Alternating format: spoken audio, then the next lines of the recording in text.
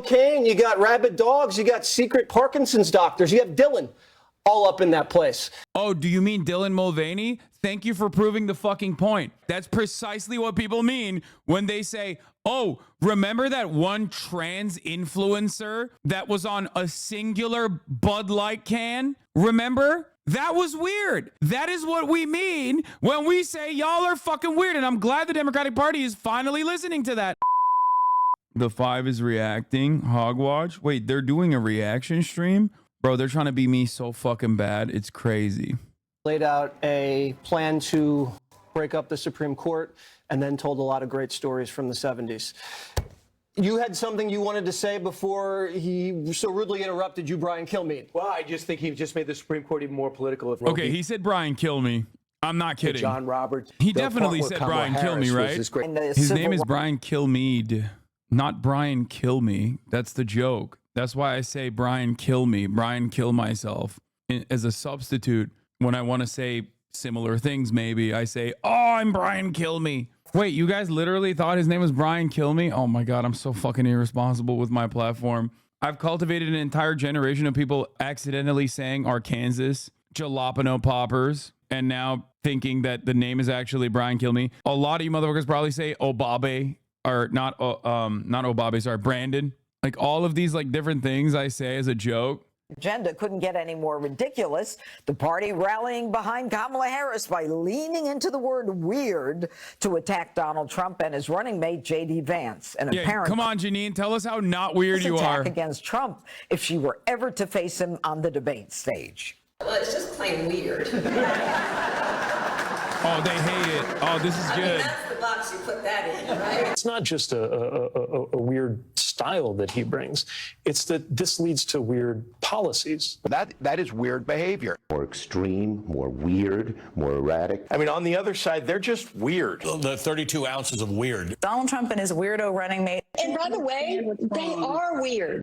It is bizarre. It's weird. It is weird. J.D. Vance, just dumb Vance, is pretty weird. All right. Okay, so I'll start with you, weird. Brian. They're changing. I mean, we were extremist, we were radical, and now we're just weird. Why are they softening the terminology when we needed to be deprogrammed? We were a cult. Now we're weird. I could give my opinion. I'm not sure what's behind it. I wasn't in part of that think tank. But I will say this.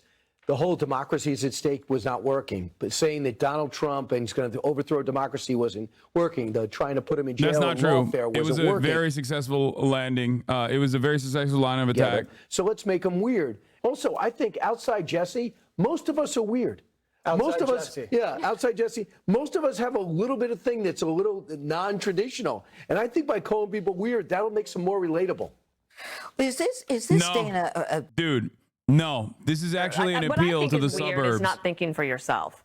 I think probably November 6th, the Democrats are going to look back at this landslide shellacking that they just got handed and think, why did I waste 3 days in late July calling the Trump people weird? The only way Kamala Harris has a shot. Because the policy prescriptions and the positions you have are gross. From Joe Biden. They're gross. On social issues, you guys are weird as fuck. You literally are not even remotely interested in like running a competent administration, a competent campaign. You think they'll start saying Holocaust Harris is a super last ditch effort? Oh my God. Probably not. Demolished Joe Biden for 90 minutes. I didn't see him weird. When I saw Trump go like this, fight after surviving a bullet, I didn't think weird. See Donald Trump. That's not what they're talking about, big dog. You can play it all day. Look at the Biden White House. You got cocaine, you got rabid dogs, you got secret Parkinson's doctors, you have Dylan all up in that place. It's political projection. They leaked something. Trump was going to call her weird.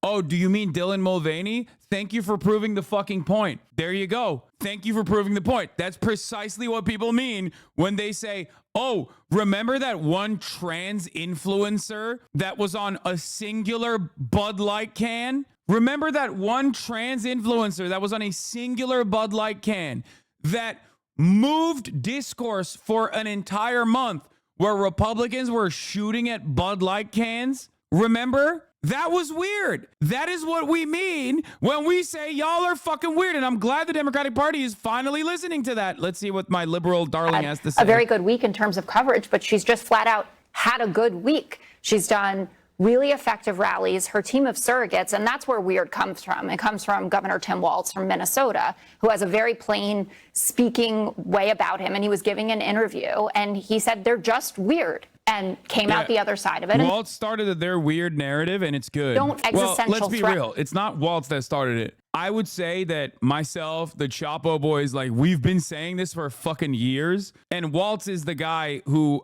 the first time I've seen like a Democrat in a position of power actually utilize that language and deploy it against the Republican Trump's Party. great We have Hannibal literally Lecter like normal doesn't people that resonate. are not in the Democratic Party have been saying this for quite some About time. batteries. Donald Trump is not a normal human, and I guess it's only Jesse that is normal in all of this. Should we like but, pull up the tapes of Kamala Harris and but you can play space that and game. weird? I'm like, I just think that But it's You want to talk batteries? But if you- I mean, you guys I spent don't wanna talk $10 batteries. trillion. I wanna- You installed 8. That's weird. what I want to talk about. That's not what's weird. Is that That's weird. it is No, weird is like you saying they brought Dylan to the White House and assuming that people know what that is.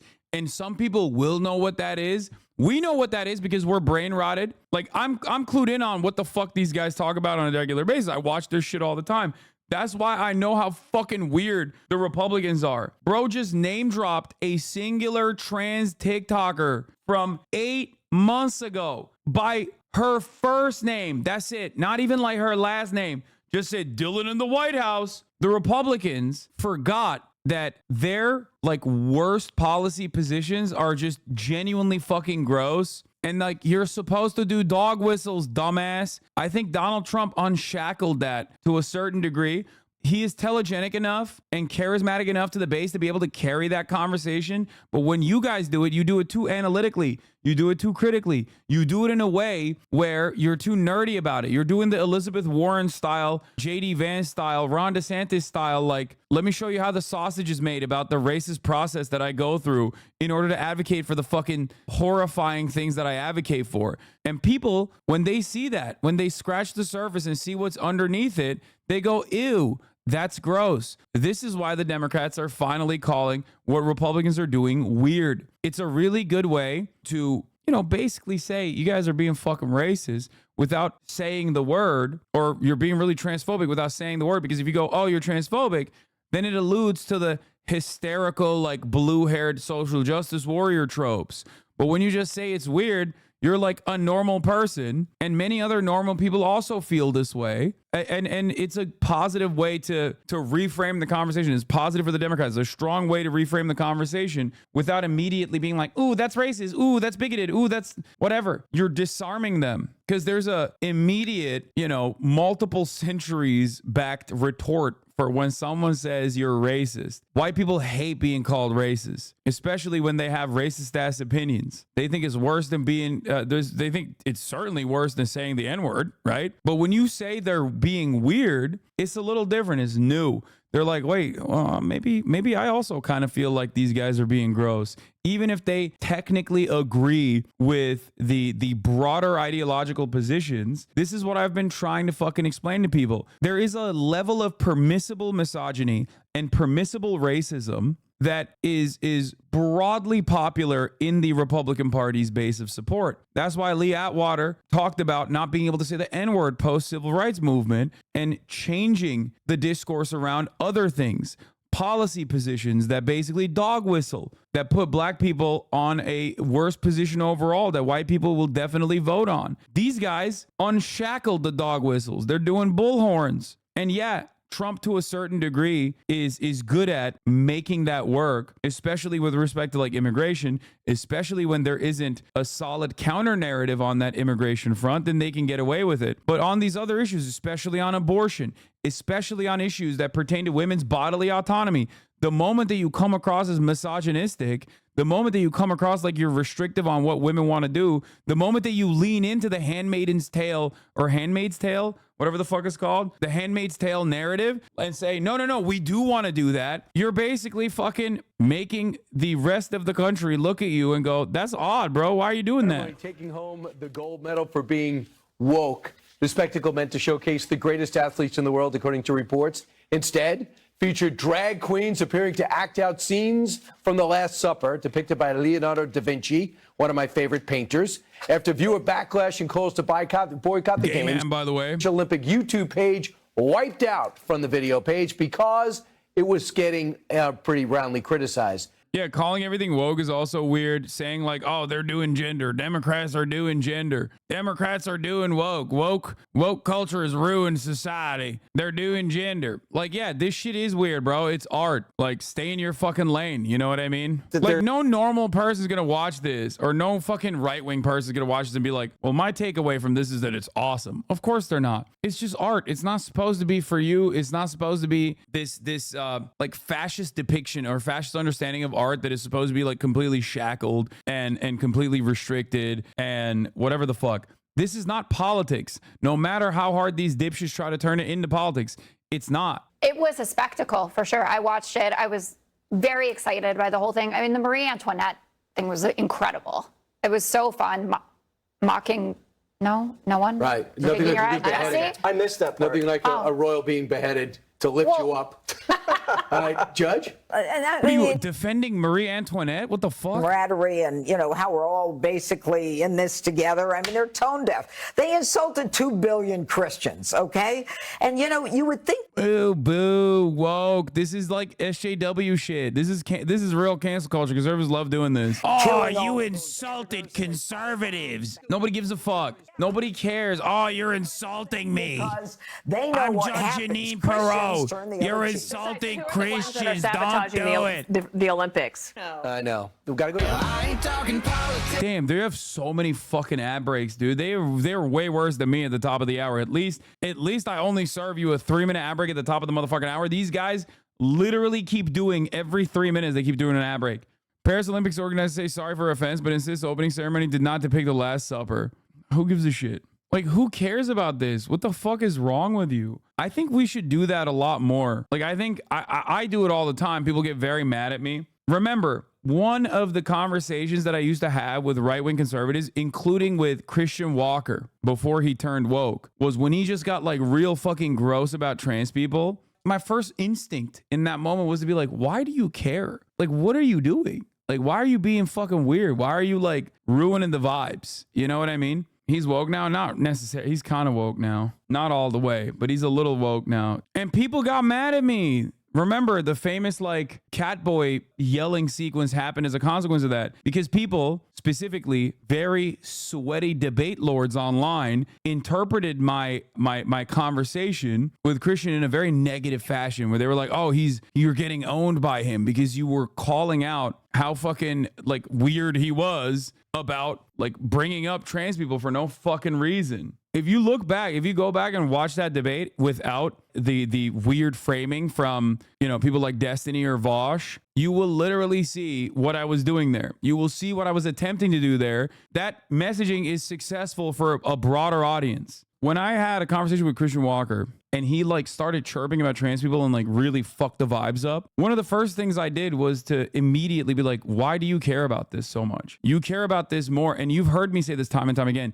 You care about trans people as a transphobic person more than trans people do. You constantly have it in your fucking mind. And you're tapped into like any movement happening in the trans space when they're marginal. Like they're literally such a minuscule percentage of the population, and you're constantly fucking attacking them non-stop. That's just odd. That's an odd thing to do, especially when you're like trying to hit that on the angle of like, you know, sports, like athletes, like high school athletes and shit like that. This is not a thing that you would ever personally bring up in any other circumstance. As a matter of fact, most people that do that are the same people that make fun of women's sports. And we saw that with Brittany Griner, for example. And I think it's good to just, it's a very Bill Burr style way to deflect. To just be like, why? Why do you care about this? Like, what does this do to you? That's another great take, actually, AHX introvert. When a trans person is murdered, it gets wide news coverage. Most normal people look at that and go, wow, that's bad. Not like right-wing weirdos who celebrate the murder. The hyperfixation on trans people just turns normies off.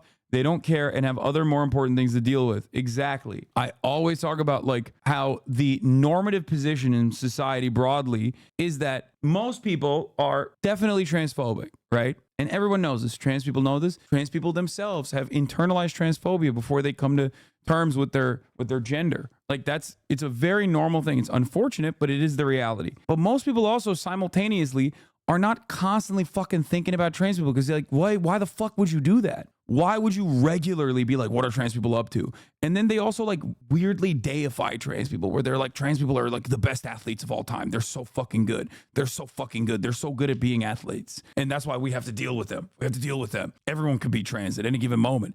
And it's like, dude, you just broke your own brain. Like, why did you do this to yourself? Just let people live. Be fucking normal. Once those opinions turn into like a legislative agenda, then comes restrictive legislation, like anti-trans legislation that was born out of the trans panic in these past 4 years at the state legislatures, like in places like Ohio, where they started doing like penis inspection day, right? Which hasn't been really implemented as far as I understand, but like was a bill that they passed. That kind of shit actually harms cis girls significantly more than trans girls. Obviously, it is an outsized way of hurting trans people. That's the whole point. But there's like fucking 4 trans people that are competing in high school athletic competitions. There are a fuck ton of cis girls that are participating in it. And now they get to do penis inspection day. And this is something that Republicans don't comprehend or think about until it happens. It's just like the fucking abortion conversation.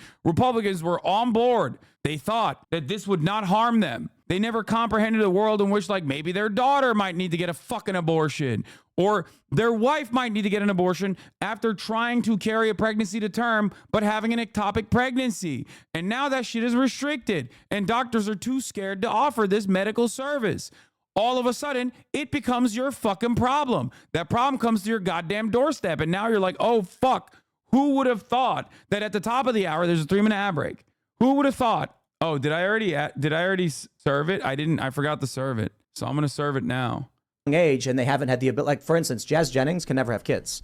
Jazz Jennings also, and this probably part of your studies, can't actually feel any sexual feeling of any kind. Do you have any idea how weird this sounds right now? Like, why are you obsessing with a stranger's genital pleasure? That's so weird. That's so bizarre. That was very weird yourself. You guys are all weird. No. So I'm talking about adults who engage in activities, which is a large portion of the global economy, whether you like it or not. Sure. Sex sells, they say. And when I say this person will never have this ability, you go, how weird is that? It's weird for you to fixate on a stranger's genital pleasure. Yeah. It is. Dude, I've been riding this fucking wave. I've been riding this wave for years. I'm so glad that this is becoming more prominent in terms of like how to deal with these fucking freaks. Oh, it's so good. He's like, no, you're weird. It's normal to care about someone's genital pleasures. Go ahead, dude. Make that argument. Make that the most prominent display for your fucking campaigning. Double down on that shit. Like, the question I used to ask Republicans in the first couple of years of the Trump administration, the trans administration. See, I got trans on the mind. The first couple of years in the Trump administration, I would ask Republicans all the time. Back then, I used to debate them, right? Like on Discord. One of the questions I would ask them is like, have you seen tangible benefits to your life now that Trump is in office? Or do you still have the same old material problems? Did the pothole down the road get fixed? Did life become more affordable? Do you feel like you make more money now? No, none of those things changed. They just duped you into voting for them by bringing up this narrative. That's literally it. That's all they do. And many people actually came to terms with that reality. They recognized it. They were like, all right, well, yeah, maybe a lot of the stuff that actually impacts my life are not being changed because Republicans use that as a previously very successful mechanism and now increasingly becoming less successful mechanism to get voters to vote for them. Like if you laser in on this shit, ironically enough, they could just take advantage of like the unaffordability crisis, but they still can't stop themselves from fucking leaning on this dumb shit. They cannot stop themselves from just being like, no, we gotta fucking eviscerate every trans people. It's like, it's 0.01% of the population, dude. Like, what do you think you're gonna do if you quote unquote deal with it? If you, in the words of Michael Knowles, eradicate transgenderism, What do you get in that situation? You get nothing. Your life didn't change. You just killed a bunch of trans people. Okay. Yeah. You got dead family members and a bunch of people who are upset. You just did something unimaginably cruel and unimaginably immoral, unimaginably violent, and you got no benefit. You're just doing harm for no reason. Very, very effective attack vector against Kamala Harris. Kamala Harris. Oh, they're going to do that. They're going to keep doing like the fucking trans panic shit. Will now have to answer for the idea that that teachers in California are not allowed to tell parents when their kids are medically transitioning. So let's pretend you are a 6th grade teacher in Huntington Beach, California, and a kid begins to identify as Steve instead of Susie. As a 6th grade teacher in Huntington Beach, California, you are not allowed to call up the parent.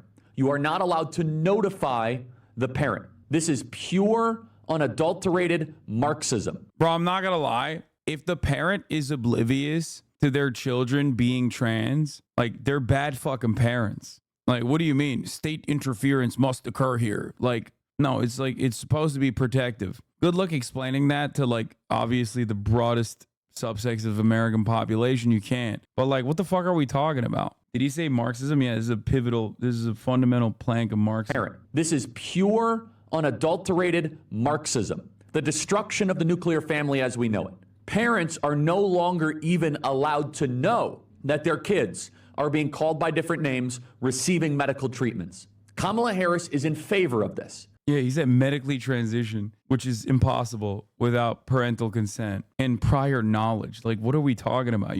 How does he think this works? You think just one day, all of a sudden, you have Hunter Schafer, that's your daughter, okay? One day you're like, what the fuck just happened? Is that how that works? Just like a wand, like a switch just flips and then boom, gender, Marxist gender, pure, unadulterated Marxist gender happened. President Trump exploited this and attacked it. And every Christian in the country, you better understand that if Kamala Harris becomes president, she will nationalize this California law and make it so that the state can kidnap your child under trans-related issues. Kamala Harris seeks to kidnap your child via the trans agenda.